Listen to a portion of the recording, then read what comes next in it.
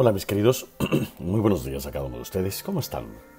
Un privilegio saludarles en la mañana de hoy, que la paz de Cristo Jesús continúe estando con ustedes y que nos ayude a todos, a cada uno de nosotros, en el estudio y el repaso de la lección de escuela sabática. Para el domingo 8 de abril, fieles en lo muy poco. El que es fiel en lo muy poco, también en lo más es fiel, y el que en lo muy poco es injusto, también en lo más es injusto. Vamos a orar, mis queridos. Señor y Padre, al estudiar esta lección y repasarla, te rogamos que estés con nosotros. Permítenos comprender lo que significa ser justo. Permítenos también comprender lo que significa ser fiel. Y ayúdanos, mi Dios, a estar refugiados en tu justicia y en tus méritos, obtener victoria sobre todas las cosas.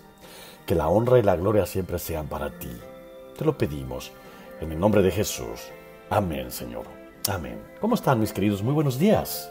Es un día maravilloso, ¿no crees? Bueno, nuestro versículo clave para el día de hoy se encuentra en Lucas 16:10 y lo leímos hace un ratito.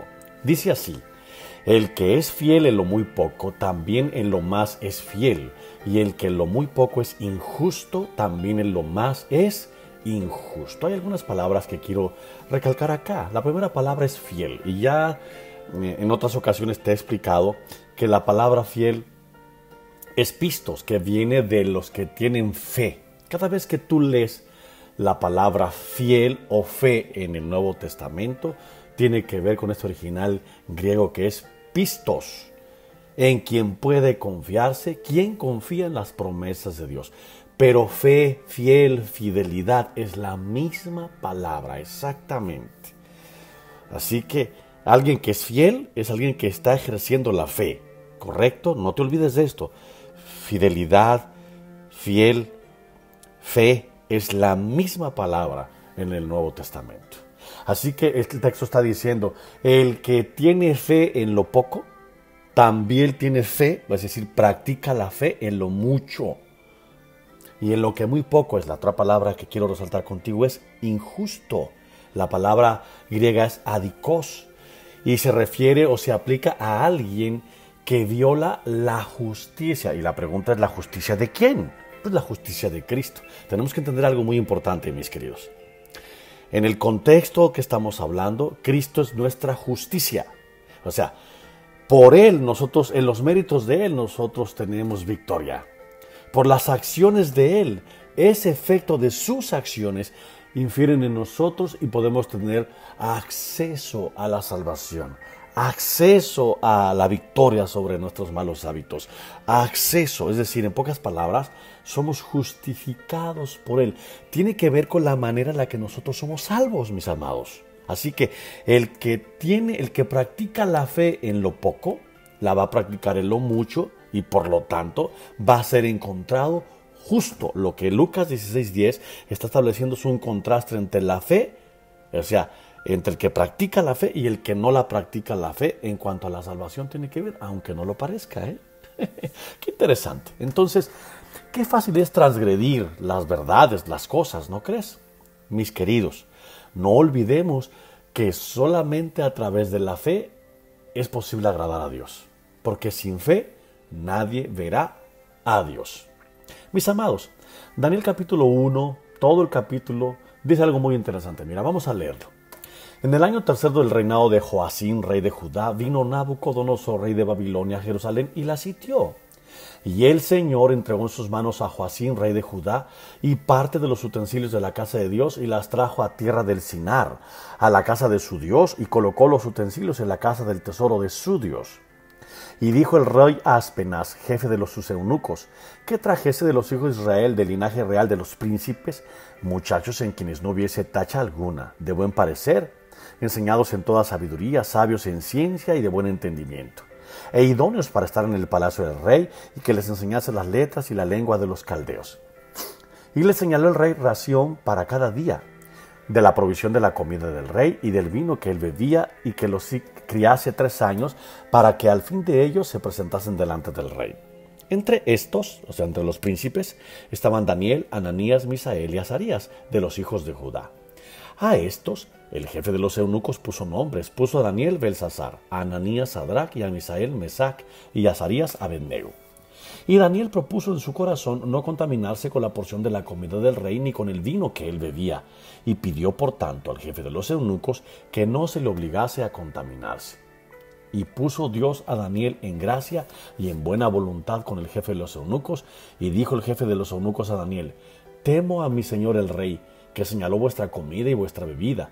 Pues luego que él vea vuestros rostros más pálidos que los de los muchachos que son semejantes a vosotros, condenaréis para mi cabeza contra el rey. Entonces dijo Daniel a Melzar, que estaba puesto por el jefe de los eunucos sobre Daniel, Ananías, Misael y Azarías: te ruego que hagas la prueba con tus siervos por 10 días, y nos des legumbres a comer y agua a beber. Compara luego nuestros rostros con los rostros de los muchachos que comen de la ración de la comida del rey, y haz después con tus siervos según veas. Consintió pues con ellos en esto, y probó con ellos 10 días. Y al cabo de los 10 días pareció el rostro de ellos mejor y más robusto que el de los otros muchachos que comían de la porción de la comida del rey. Así pues, Melzar se llevaba la porción de la comida de ellos y el vino que habían de beber, y les daba legumbres a estos 4 muchachos. Dios les dio conocimiento e inteligencia en todas las letras y ciencias, y Daniel tuvo entendimiento en toda visión y sueños. Pasados pues los días, al fin de los cuales había dicho el rey que los trajesen, el jefe de los eunucos los trajo delante de Nabucodonosor. Y el rey habló con ellos, y no fueron hallados entre todos ellos otros como Daniel, Ananías, Misael y Azarías. Así pues, estuvieron delante del rey. En todo asunto de sabiduría e inteligencia que el rey les consultó, los halló 10 veces mejores que todos los magos y astrólogos que había en todo su reino. Y continuó Daniel hasta el año 1 del rey Ciro. Interesantísimo este relato, ¿no crees? Quiero resaltar algo que me estuvo muy bonito, que me gusta mucho en esta porción que acabamos de leer. Dice uno de los textos que acabamos de leer, ahorita lo voy a localizar, que todo esto viene porque Dios les dio conocimiento. Dice el versículo 17. A estos 4 muchachos Dios les dio conocimiento e inteligencia. ¿Quién se las dio? A ver, quiero resaltar algo, y no me lo vayas a malinterpretar, por favor, porque quiero resaltar las cosas en un contexto correcto. Mis queridos, la inteligencia que obtuvieron estos muchachos, estos jóvenes, que tuvieron fe en Dios, vino de Dios, no vino de la alimentación que ellos tuvieron. Es Dios el que se las dio. O sea, la gloria no se la debe de llevar el régimen alimenticio. La gloria se la debe llevar Dios, que fue el que produjo ese régimen. Hoy en nuestros días pareciera ser que medio tergiversamos las cosas y ponemos las cosas como para que se las lleven la gloria a las cosas y no el Dios, el Rey de Reyes y Señor de Señores, mis amados. Así que, ¿es bueno tener un buen régimen alimenticio? Por supuesto que sí. Claro que sí, es bueno. ¿Es bueno obedecer a Dios? Por supuesto que sí.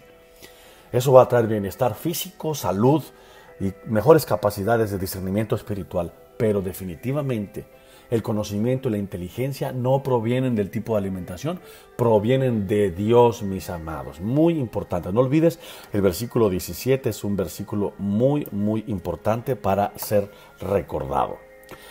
Deuteronomio 4:6 dice: guardadlos pues y ponedlos por obra, porque esta es vuestra sabiduría y vuestra inteligencia ante los ojos de los pueblos, los cuales oirán todos estos estatutos y dirán: ciertamente pueblo sabio y entendido, nación grande es esta. Porque ¿qué nación grande hay que tenga dioses tan cercanos a ellos como lo está Jehová nuestro Dios en todo cuanto le pedimos? ¿Y qué nación grande hay que tenga estatutos y juicios justos como es toda esta ley que yo pongo hoy delante de vosotros? ¡Ay, qué brinco acaba de dar acá en Deuteronomios la lección que estamos viendo! Ahora, mire qué interesante. ¿De dónde viene entonces la sabiduría, la inteligencia que iban a ver los otros pueblos en el pueblo hebreo? Es muy interesante lo que se menciona acá, debido a que iban a tener que poner por norma sus estatutos, la obediencia a esos estatutos.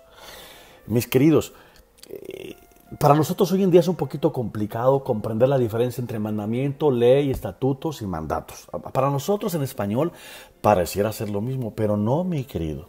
Mandamiento no es lo mismo que ley. La palabra ley se refiere a la Torá. Mandamiento es otra cosa, estatuto es otro. En términos generales, estatuto se refiere o está en el contexto a la porción de la ofrenda que le pertenecía a los sacerdotes. La palabra estatuto es chok, ahí está en hebreo, y se refiere en términos generales a la porción de la ofrenda sacrificial que pertenecía al sacerdote. Entonces lo que está diciendo acá, que al poner por obra esos estatutos, entonces estarían obedeciendo a Dios, y entonces Dios les iba a regalar la sabiduría, la inteligencia, y iban a ser un pueblo reconocido por ser un pueblo distinto y diferente. Y dice el versículo 8, ¿y qué nación grande hay que tenga estatutos? O sea, la porción de la ofrenda que pertenece a los sacerdotes. Y juicios justos. Otra vez la palabra juicios, que tiene que ver con la justicia. Ahora, este texto está en el Antiguo Testamento, ya no es el Nuevo Testamento. O sea que esto está en hebreo. Mis queridos, tiene que ver con la manera en la que nosotros somos salvos. La gente en el pueblo de Israel iba al santuario, ofrecía su ofrenda, tenía que tener fe en esa ofrenda porque fue el mandato de Dios. Y una parte de la ofrenda era para el sacerdote y su familia. Y al tener fe y llevar a cabo el sacrificio y la ofrenda, entonces los juicios eran ellos hallados justos delante de Dios. La manera en la que nosotros somos salvos. Entonces, mis amados, cuando hablamos de la justicia de Dios, no estamos hablando de la manera en la que Él ejerce el juicio.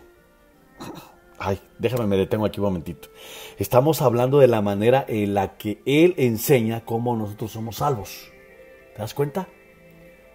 O sea, es distinto a como nosotros en esta parte del mundo entendemos. Decimos, la ley tiene que ser justa, es decir, trato igual para todos, ¿no? Así decimos, así entendemos la justicia. Pero Dios, cuando habla de su justicia, está hablando de la manera en la que nosotros somos salvos, mis amados hermanos.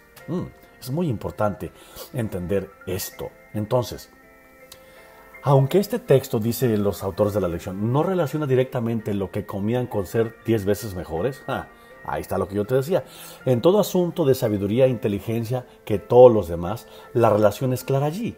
El capítulo también dice que Dios les dio este conocimiento y esta sabiduría, es decir, el Señor pudo trabajar con ellos debido a su fidelidad hacia Él, manifestada al negarse a comer los alimentos inmundos de Babilonia. ¿Ya te diste cuenta cuál es?